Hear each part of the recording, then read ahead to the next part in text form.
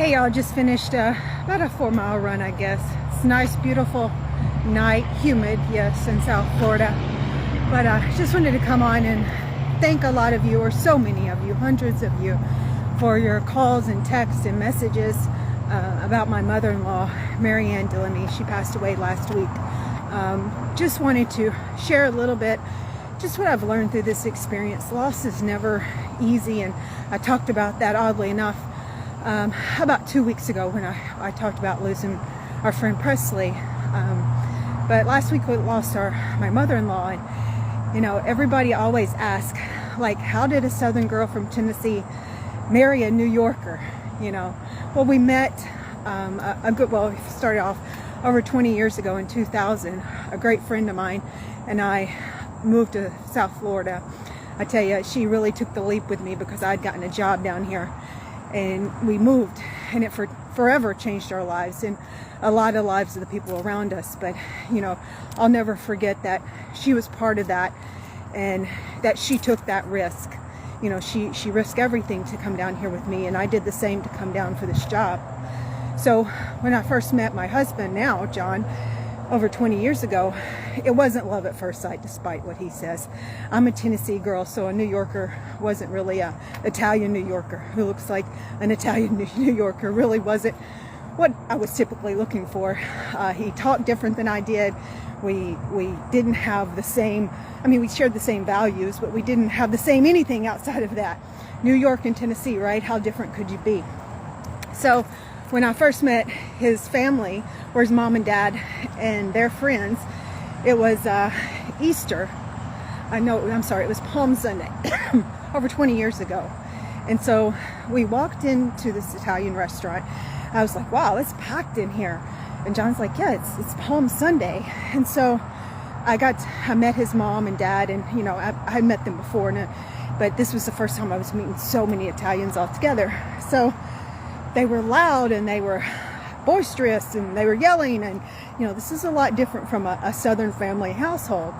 And I'm thinking, wow, you know, they're absolutely out of their minds. But they were out of their minds, of course, as I grew to learn with love and laughter. And you know, the Italian culture is, you know, it's just amazing once you get to really know the family, how I have John's parents. And that's what this is leading to, that, you know, even 20 years ago when John and I got together, we've all gone through trials and tribulations, and Lord knows I had gone through enough trials and tribulations with relationships that it's hard to, especially being in a new place, to really open yourself up to be loved or liked or cared for, or letting new people or new things in. And that was definitely hard for me. Especially, you know, meeting Marianne and Phil Delemy, John's parents. That was hard because, you know, if relationships don't work out, you have to walk away from more than just that relationship, but you have to walk away from those people that you grew to love, and, you know, that grew to love you. And I was like, you know, at first I didn't know if I was into that, because, you know, I'm in my late 20s. I'm like, you know, not so much. So I kind of put my toe in the water in the beginning and, you know, tested out the waters, I guess you'd say. Then I grew to love, you know, the Delemy family, and of course John, and you know, obviously we've been together over 20 years now. And you know, one thing I can tell you about my mother-in-law, Marianne Delemy, like I said, she passed last weekend, was from the moment I met her, she treated me like family. She didn't know me other than I talked really Southern. She probably couldn't understand what I was saying a lot of times in the beginning, because I was real Southern when I came down here. Now I've been married to a New Yorker for 20 years, so I kind of sound like him at times. But don't worry, I haven't lost that Southern accent. It goes thick again when I get around my family. But you know, Marianne really treated me like her family. Like my mother says, she treated me like her daughter from day one. She trusted me. You know, she took me at my word. Anything I told her, like I said, she took me at my word. She wanted to hear about my life. As John and I grew closer, she supported me, and I don't have to tell any of you guys that know me and John. we go through and do some crazy out of this world things. I mean, we are those uncommon people and common people. You know, we really both shoot for the stars. So she and Phil, my father-in-law, they've supported us through all of that without question. And that reminds me a lot of my mom, who's in Tennessee. You know, she did the same thing. So when I started seeing those characteristics, I knew that you couldn't help but love someone like that. Marianne, even from just when John and I got married, she was so excited. I remember she was so excited that day, just like my mom was, so excited with love. And you know, this was a new chapter for us. And they do live in South Florida, so we saw them quite often, at least once a week, usually more, on, you know, for over 20 years. So they became a huge part of my life. And now, you know, she's gone, it's like something's missing.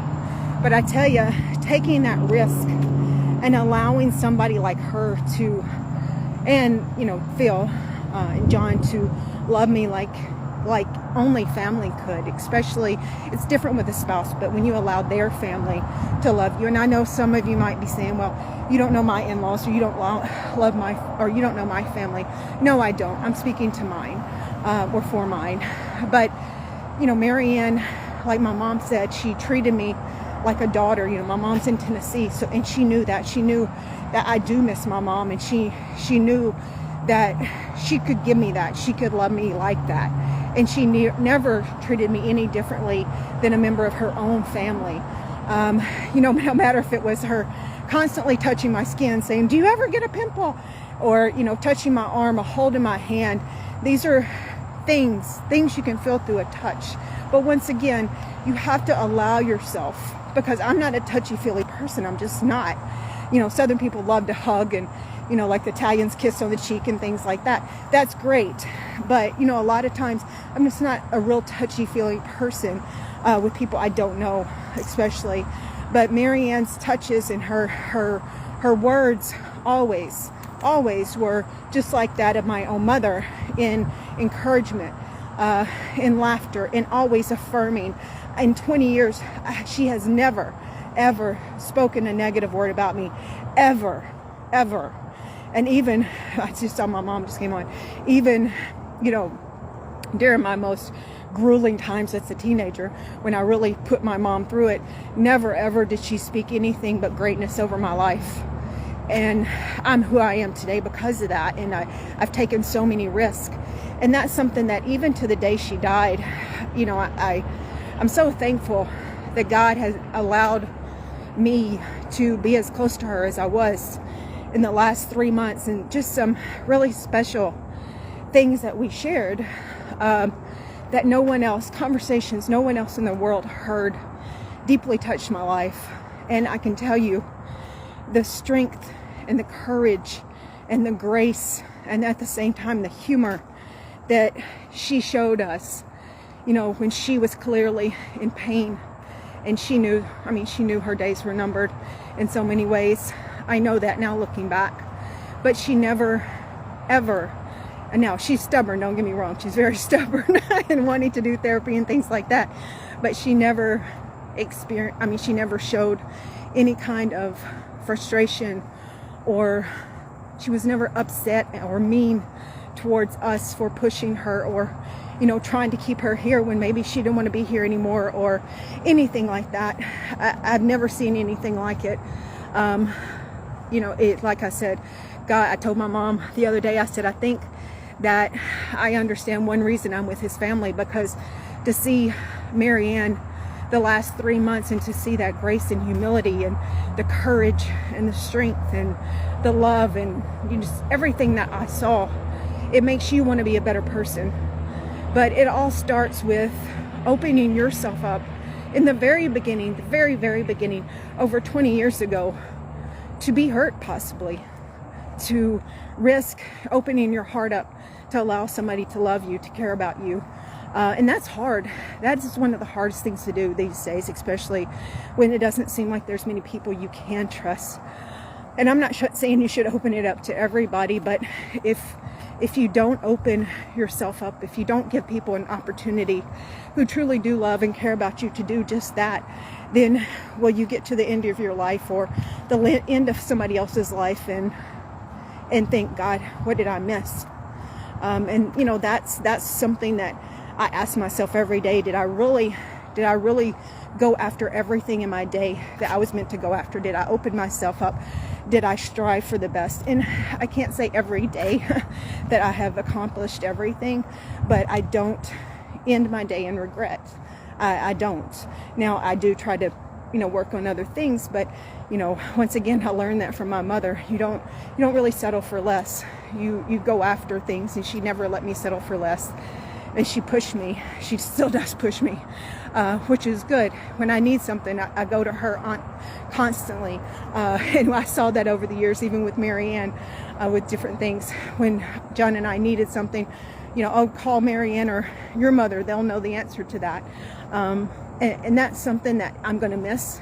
Once again, my heart is broken. She's not here, but I know she's with Jesus. I know that for a fact. In that, I take comfort in that. But selfishly, like most of you watching this who have lost loved ones, you know that you miss them so desperately and you want them back.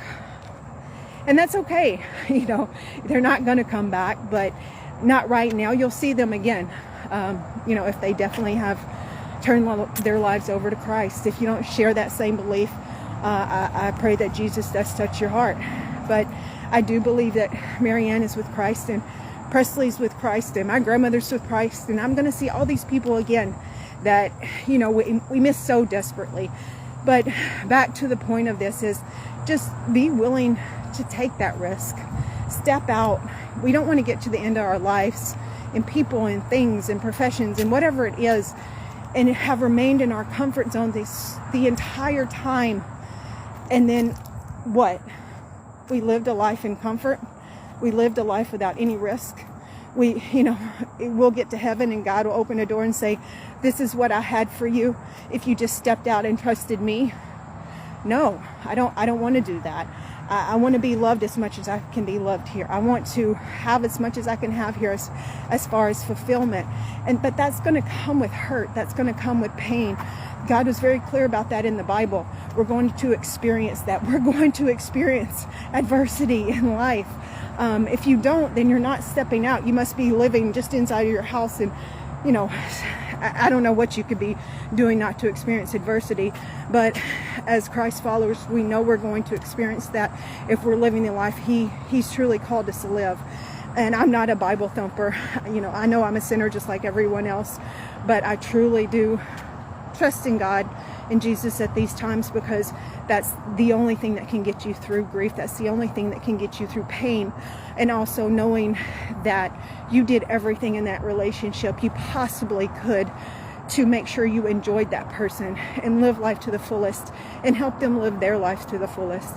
So I'm going to end this. And once again, I encourage you, take that risk, step out. Let people love you. Love on people that might not be so lovable. And God, it's hard at times, I know. I also want to say thank you up in heaven to Marianne DeLemme. The last 3 months, you've radically changed my life. Thank you for your courage, your strength. Those small little talks we had when there was nobody else around. Those are things that you'll never forget. So make sure that you're there to spend those precious moments with your loved ones. All right, guys, good night. I've got to go in and take a shower because as you can see, I'm a sweaty mess with flashing lights at all. Another runner told me I look like a running police vehicle. Well, if it stops cars from hitting me, I guess that's a good thing, right? All right, guys, we'll see you soon. Have a wonderful night.